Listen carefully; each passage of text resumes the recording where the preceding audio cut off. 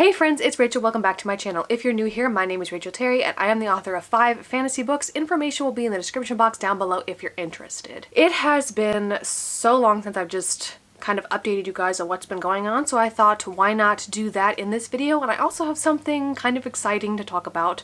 Maybe. We'll see if anybody cares. But let's start with writing updates. I'm currently proofing Empire of Vengeance Book 2. It is my hope that I'll have this book out in the fall, specifically early November, so I'm really excited for that. And it's going really well so far. It's always interesting when you revisit a book, and if you feel like the book is good, I always think that's a pretty good sign. So I'm excited for that. And then once the proofing of this is done, I will be moving on to the next book in my next project, which is a traditional duology. So it's like the Guardians Duology. It is book 1 and book 2 in chronological order, and you do have to read both to get the whole story. And I'm super excited about that as well. So that's what's been going on with the writing. With the reading, it's been pretty dismal. There's not much to report there. I'm struggling to find books to read. I'm just not interested in most of the ones I pick up. I'm falling behind in my Goodreads reading challenge, and I know it doesn't really matter. It's more important to read good books than more books constantly, but it's really kind of a challenge. It's been a challenge ever since December, and I kind of thought that we'd move out of that, but here we are half a year later and it hasn't really happened yet. So some of the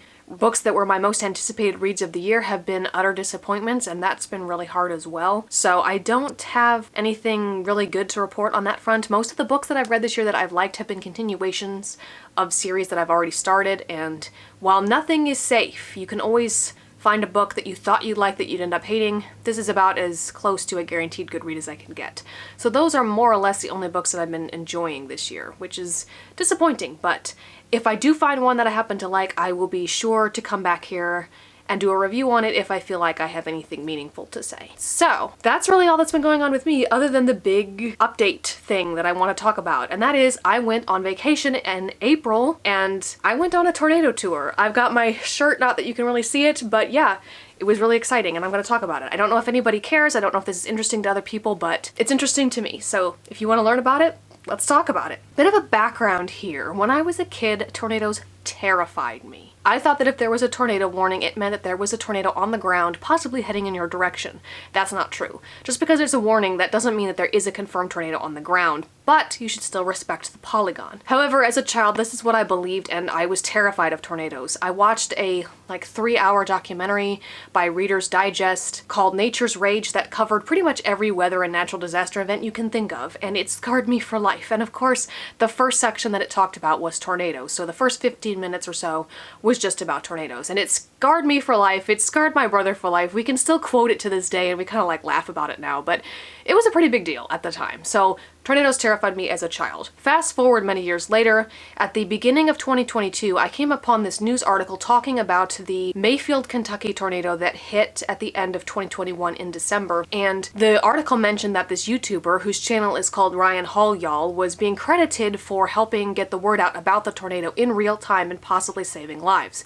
So out of curiosity, I went to his channel, and he does live streams whenever there is a significant severe weather threat, and there's always the possibility that you can get to see tornadoes live on TV because he has storm chaser feeds. And so I became fascinated. I started watching these live streams, and as I did, I learned a lot about tornadoes, and the more I learned, the more I was not afraid anymore. In fact, that fear turned into a fascination. Fast forward to 2024, the movie Twisters came out, saw it, loved it, and if you've seen it, you'll know there's a scene in the movie where this van pulls up and these people wearing ponchos pile out, and they are on a storm chasing tour. They have paid professionals to go out and storm chase in the hope of finding tornadoes. And this is a real thing that you can do. So I looked it up, and the company that I was interested in is called Extreme Tornado Tours, and these tours book out a year in advance. So I wasn't going to be able to go this year in 2025, so I looked into 2026. They opened up the spots for 2026 in early 2025, earlier this year, and they sold out extremely quickly. It was like trying to buy Taylor Swift concert tickets, or so I've heard. I've never tried to do that, but it was insane. The most popular tour date sold out in 15 minutes, and the entire tour sold out, I think, in 24 hours, which had never happened before. And I think that this is partly because of the movie Twisters. Its popularity, people are interested in this, and they want to see if this is something that they can do. So it sold out pretty quickly, so we were not able to go on 2026. But some spots opened up for April. The first tour in 2025 this year. So me and my mom, who went with me, grabbed those 2 spots, and suddenly in just a few short months we were going to be going to Oklahoma to storm chase. So that's what happened. It was really exciting, and I just have to say that it was everything that I could have hoped for. And if this is something that you are interested in doing, I highly recommend it. So our first chase day was going to be April 18th. April 17th was our arrival date. So we decided to drive. So we drove out to Oklahoma City, which was our base location. Along the way, we stopped for the night the first day in Joplin, Missouri, and if you know anything about tornadoes, you'll know that Joplin was the site of a horrific EF5 in 2011, which was the deadliest tornado since 1947. So while we were there, we paid a visit to the memorial. We walked around, took pictures, read all of the plaques, and it was really sobering because the memorial is located in a park, and this park is the exact spot where the tornado went through. At least part of it. Like the EF5 was on the ground right here. So that was a really sobering kind of experience, knowing that I walked where an EF5 had been, and it felt like the right thing to do, you know, paying respect to the memorial. Lots of people died that day. It was horrible. And this is kind of a conflicted feeling that storm enthusiasts get. Like, we want to see tornadoes, but we want them to be out in the middle of nowhere where they never hit anything. And unfortunately, that very rarely happens. And anytime there is a tornado, it's possible that it might hit something, it might damage property, it might hurt people, it might change their lives. So we want to see it, but we also know that there's danger involved and a possible threat to people's safety. So it's kind of hard sometimes to want to see these things knowing how dangerous and destructive they are. Ironically, like 2 weeks before we left for this trip, a tornado touched down not far from where we live, and it was a little too close. It was a little too close for comfort. But I saw videos of people who were filming it in person and posted it to Facebook, and the person filming it, I don't know if he was a storm chaser or just an enthusiast, but he was filming it and he made the remark that this was awesome, and someone in the comments said, "How can you say that this is awesome? What is wrong with you?" And I'm like, this is just somebody who hasn't been bitten by the tornado bug. I look at it as tornadoes are going to happen regardless, whether they're going to strike anything or not. It's going to happen regardless whether people chase the storm or photograph the storm or whatever. So storm chasers are just out here trying to be in awe of the power of nature. It's unfortunate that they are also destructive, but I do think it helps to bring awareness to these things. So the first night we stayed in Joplin, we visited the memorial. The next day we drove on to Oklahoma City, and that evening we had our briefing and we got to meet everybody in our tour. And the next day was our first chase day, and we set out. And it was looking like it was actually going to be a chase day. The thing about storm chasing tours, or storm chasing in general, is that there's no guarantee. You might not see tornadoes. They can't guarantee that. By their very nature, you can't predict when or where exactly they're going to happen. So nothing was guaranteed, and we knew that going in. So there was a lot of pressure, I guess. I really, really wanted to see at least one tornado. I was like, just give me one and I'll be happy with that. So not every day in these tours is often a chase day, but the first day was. The setup was looking favorable, so we drove out. Unfortunately, we waited around all day for the storms to fire, and they just never did. The cloud cover never broke, it was too cool, and the cold front actually extended further out than we thought that it was going to, so storms never actually fired. But we had a fun time exploring parts of Oklahoma. We went up to Mount Scott, which is the highest point in Oklahoma. We got to see some bison. In fact, one crossed about 30 feet in front of me. We saw some prairie dogs, so it wasn't a total waste of a day or anything like that by any means. The next day we drove out to Texas, which was where the storm threat for the day was predicted to be. During these tours you can drive all over the place. We have to go where the storms are, and that day it was in Texas. And this day we managed to get a tornado warned storm. The storm actually went tornado warned as we were approaching it, and it went confirmed. And this means that there is a tornado on the ground right now. Unfortunately, the roads in Texas and parts of it are not the best. Like, they're not in bad shape by any means, but there's not many of them, so you can only take the road that's available to you, and we just couldn't reach the storm in time to see any tornadoes. We did catch up with the storm and got some footage of that, and it hailed on us, but there were no tornadoes. So that was a bit rough. I will be honest, that one was a little discouraging because you're not guaranteed to see a tornado, as I said. You're not even guaranteed to get a tornado warned storm. So the fact that we did have one and it was a confirmed storm. We were so close and we just missed it. So that was pretty discouraging, and it was a little rough after that. I was like, are we gonna see anything? Was this a waste of time? Like, what if I don't see a tornado? Which of course I knew going in, but still. This was something that really mattered to me, and I can't really convey why. I've seen countless examples of tornado media, I've watched videos, I've seen photos, so it's not like I've never seen one before, and I can't explain why seeing one in person meant so much to me. I can't explain why that was so different, but I really, really wanted to see one in person, so that was a little bit rough that day. The next day was not a chase day, and neither was the day after that. The day after that, we did some sightseeing. We went up to Waukeeta, Oklahoma, which is an extremely small town where the Twisters Museum is located, and it has all this different memorabilia from both of the movies, and that was really cool to see. And also kind of sad because Waukeeta, like I said, is such a small town. They lost their bank in December.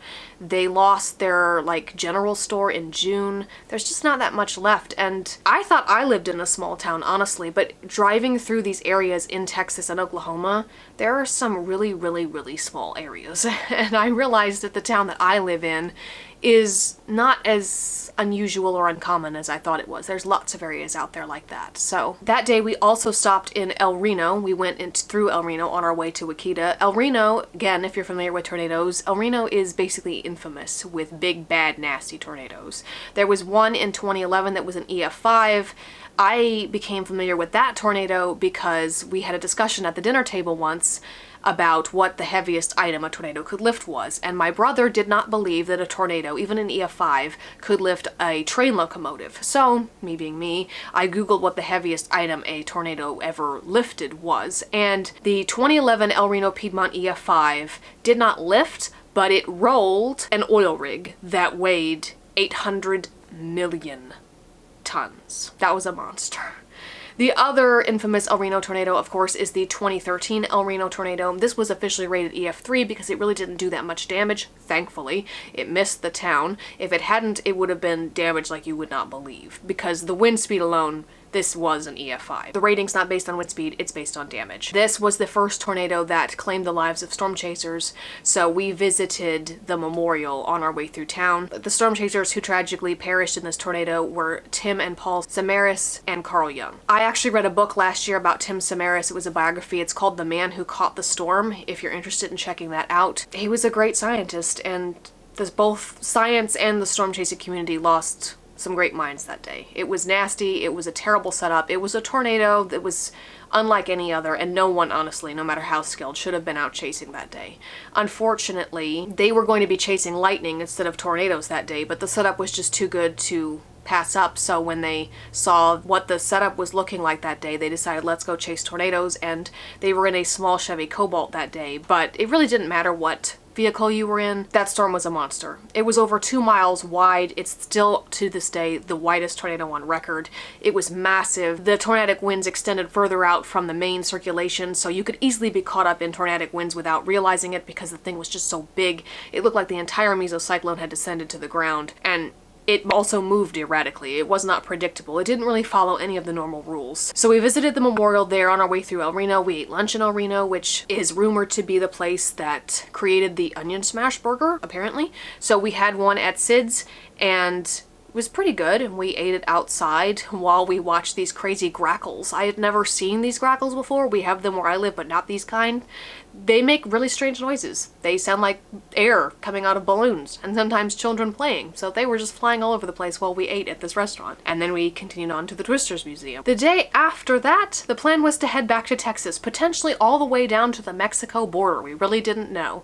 In the end, we ended up in a town called Fort Stockton, which I learned has quite the reputation among storm chasers as kind of this magic place where even if it's a low risk day, magic happens out there in the middle of nowhere in Fort Stockton. And it did. We saw our first tornado in Fort Stockton on this day. We were out in the middle of nowhere, there's nobody else around us, there's not much to look at, we were staring up at the clouds, waiting to see if it would do anything, and then all of a sudden, one of the members of our group says, "What's that?" And we all turn around, and there it was. A land spout tornado had spawned behind us across the road, and if no one had turned around and looked, we never would have known it was even there. So we all piled into the van to hurry up and try to get closer to it. Well, it dissipated shortly thereafter, but we got to see it, we got footage of it, and it may not be the biggest, most impressive tornado you've ever seen, but it counts. We saw 2 other landspouts that day, and I was just so thrilled. Like, I teared up a little bit after we saw it because I just wanted to see it so bad, and there it was, and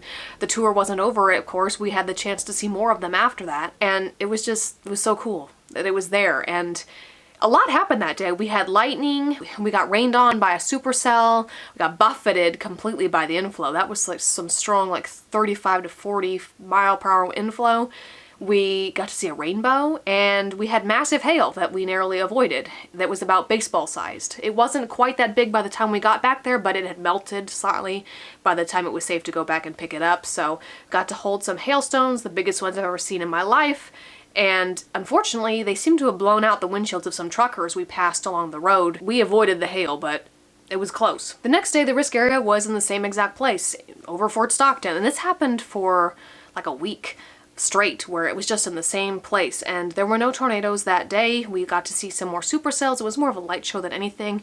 There was plenty of lightning, and of course I was still hoping for more tornadoes, but I didn't really care at that point because Fort Stockton had put on such a great show for us the day before with the tornadoes that it had given us. The next day was our last chase day. This was our last chance to see a tornado before the tour would be over and everyone would have to go back to their lives and go their separate ways, which is bizarre. Like, I didn't want to go back, but it was our last day. We were driving back to Oklahoma City, and if it looked favorable, we would storm chase along the way, even if that meant we were going to get back to the hotel quite late, and that's exactly what we did. We drove and drove and drove, and then stopped in a place called Silverton, Texas, where we got to see Mammatus clouds up above the gas station there, the Allsups. Again, if you're familiar with storm chasing, Allsups is kind of like a rite of passage, and one of our members got the burrito, which is kind of required, and it seemed like everybody was gathering at this Allsups gas station. There were lots of storm chasers there. There was another tour company that showed up, and the National Weather Service was there as well, and we got to watch them release a weather balloon, which was pretty cool.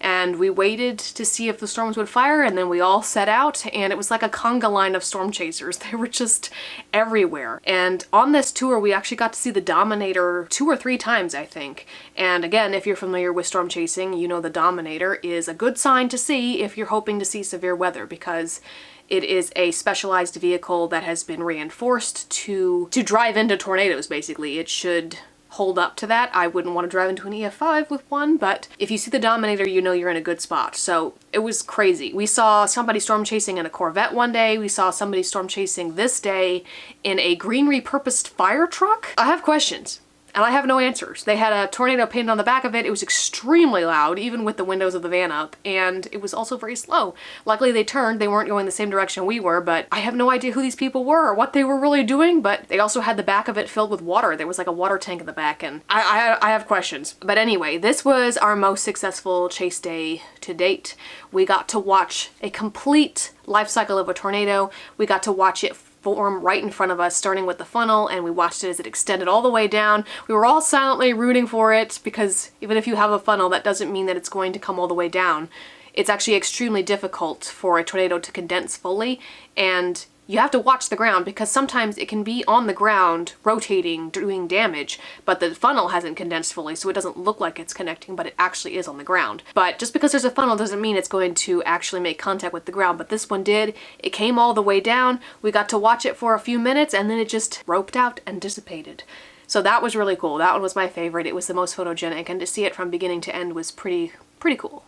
And then the last one we saw, I don't have any actual pictures of it because it was rain wrapped, so I could see it for like a brief second or two with the naked eye, but not enough to be able to get a picture of it. But I knew it was back in there, and we were all watching to see if it would become visible, but it never did. It stayed rain wrapped from our vantage point. But this one was big. It was a cone tornado that eventually turned into a wedge.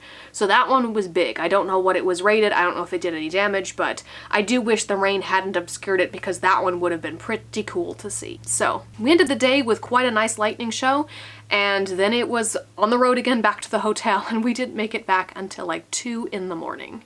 But it was completely worth it. The drive was worth it. We saw those tornadoes at the end, and that made everything worth it. So after that, the next day, we just drove back home from Oklahoma City, and that was it. Back to normal life as we know it. And this was kind of hard. I did not want to come back. I had such a fun time. It was kind of like, what do you mean I have to go back? What do you mean I have to go to work? on Monday. What do you mean? What do you mean we're not getting in the van anymore? And I just miss it. I miss it a lot. I'm jealous of the other tours that came after us. Some of them saw some pretty nice, impressive tornadoes, and while I'm happy for them, I'm also jealous because I feel like if I could have stayed and just done all the tours, I would have. I loved it so much. I've never been the kind of person that could really live in the moment. I'm always thinking about the future, trying to prepare and be one step ahead, and weirdly enough, storm chasing made me live in the moment because you only have this moment. You only have today, right now. You don't know what the weather's going to do tomorrow, so you just have this moment and you have to make the most of it. And anything that I was worrying about were immediate, simple concerns, like I'm hungry, I'm tired, I have to go to the bathroom, and we're in the van. Things like that. It wasn't anything major. I wasn't stressing out about my books or work or anything like that. It was just so refreshing to just get away. And I really needed that. I hadn't been on a vacation in 11 years, so it had been some time, and I'm just so happy with it. I would very much recommend it. I would do it again. I don't know when I'll get to do it again, but I would in a heartbeat. And yeah, it was amazing. I never once felt afraid. I never once felt like I was in danger. I mean, we were, you know, watching tornadoes form right in front of us, but I wasn't afraid of them. And it's also funny to think because I'm such an anxious person. I worry about so much, but I wasn't worried when there's a tornado right in front of me. You think if I could do that, I could do anything, but it was just an amazing experience, and I'm so happy to have done it. Ironically, this is also sort of technically a research trip. I have some books about storm chasing that I have planned. I have no idea when I'll get around to them. It'll probably be years from now, but I think that this experience was definitely beneficial for that as well. So it does actually pertain to my books, strangely enough, but it was definitely something that I just wanted to do for the sake of it. I thought I was going to get to do it next year, but I've already done it and it's over now. And even when you make the most of every moment and you enjoy it, it's kind of sad when it's over, but I'm so thankful to be able to do it. I'm so thankful that we saw tornadoes because, like I said, it wasn't a guarantee, and that's what I wanted most, and we did it. We saw them. So I realize this is kind of an unusual vacation and trip, and some people probably don't even know that this is something that you can do. So if you have any questions about the tour and how things worked, like logistics or anything like that, or just questions in general, feel free to leave them in the comments below and I will do my best to answer them. But I'm just so excited that I got to do it, and now I got to tell you guys about it. So there you have it. If you enjoyed, feel free to leave a like, comment, and subscribe so you don't miss out on any future content. My name is Rachel Terry. I'm the author of 5 fantasy novels, and I will see you in the next video. Bye!